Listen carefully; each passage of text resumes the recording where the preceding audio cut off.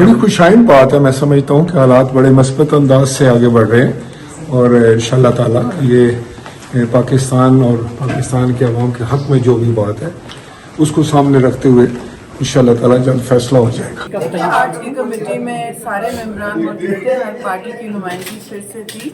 आपको पता है सिक्योरिटी और ट्रैफिक का क्या सूरत है, फिर भी मेंबरान ने पीटीआई मेंबरान नहीं मौजूद थे। उन्होंने अभी तक कोई ड्राफ्ट भी नहीं एक्सचेंज किया और न उन्होंने आज शमूलियत इख्तियार की।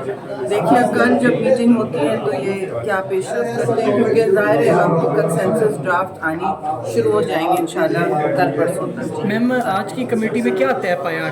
कल दोबारा इजलास होगा?